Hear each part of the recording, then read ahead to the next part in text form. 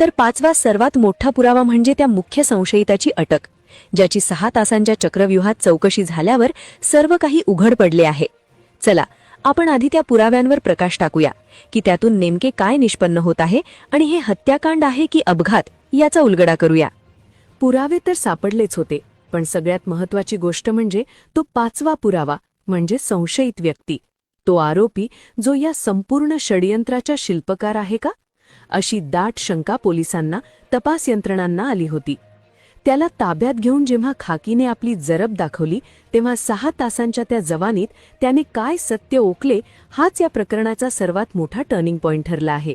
आता यात सर्वात महत्त्वाची गोष्ट अशी की तपास पथकाला सुरुवातीला असे वाटले होते की या दुर्घटनेचे मूळ तांत्रिक बिघाड किंवा मानवी चुकांमध्ये असू शकते.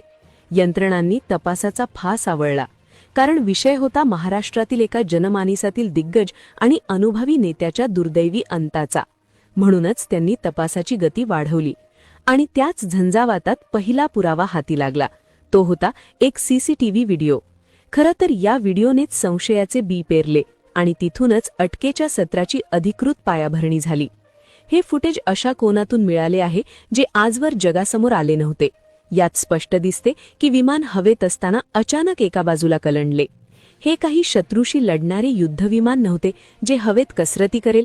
मग या विमानाने अशी बॅरल रोल म्हणजे हवेतच कोलांटी का खाल्ली, हा यक्ष प्रश्न आता तपास अधिकाऱ्यांच्या समोर उभा ठाकला होता.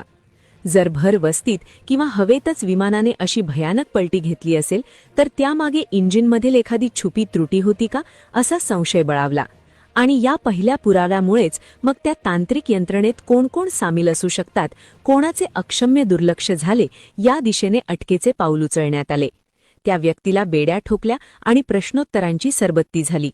पण इकडे दुसरा पुरावा थेट ब्लॅक बॉक्सच्या काळजातून बाहेर आला होता.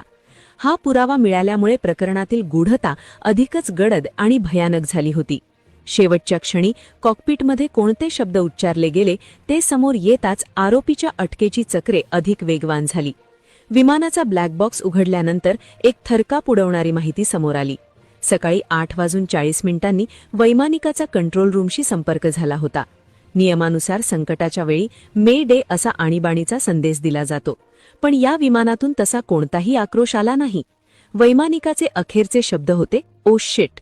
याचा अर्थ असा की अचानक असे काहीतरी घडले ज्याची पुसटशी कल्पनाही त्या अनुभवी वैमानिकाला नव्हती. हा दुसरा पुरावा ओरडून सांगतोय की हा केवळ तांत्रिक बिघाड नव्हता, तर काहीतरी आकस्मिक आणि काळजाचा थरकाप उडवणारी घटना होती. आता हा दुसरा पुरावा तपासाचा कणा ठरला. आणीबाणीचा कॉल का दिला गेला नाही? जे पायलट तिथे बसले होते त्यांना या सर्व नियमांची पूर्ण जाणीव असते. मग त्यांनी संपर्क का साधला नाही? की त्यांनी पाठवलेला संदेश वाटेतच दाबला गेला? हा गंभीर मुद्दा आता आरोपीच्या दिशेने संशयाची सुई रोखत होता. त्याला पकडण्यासाठी आता तपास यंत्रणांनी आपला पूर्ण ताकद लावली होती.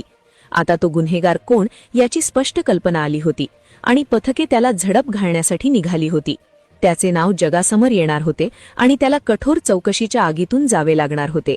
पण तिसरा पुरावा ज्याने तपासाला एक नवी दिशा दिली तो म्हणजे तिथे उपस्थित असलेल्या प्रत्यक्षदर्शींनी पाहिलेले दृश्य. विमानाकडे खालून पाहणाऱ्या त्या लोकांनी जे विचित्र वर्णन केले त्यानेच खऱ्या अर्थाने या अटकेच्या कारवाईला खतपाणी घातले. तो तिसरा पुरावा म्हणजे घटनास्थळावरील लोकांचे जबाब. प्रत्यक्षदर्शींनी सांगितले की विमान जमिनीला स्पर्श करण्यापूर्वीच त्याचे हवेत 5 भीषण स्फोट झाले. विमानाचे अवशेष कित्येक किलोमीटरच्या परिघात विखुरले गेले होते. जर हा एखादा साधा अपघात असता तर स्फोट जमिनीवर आदळल्यानंतर व्हायला हवा होता. मात्र हवेतच झालेला हा अग्निकल्लोळ एका मोठ्या षडयंत्राकडे अंगुली निर्देश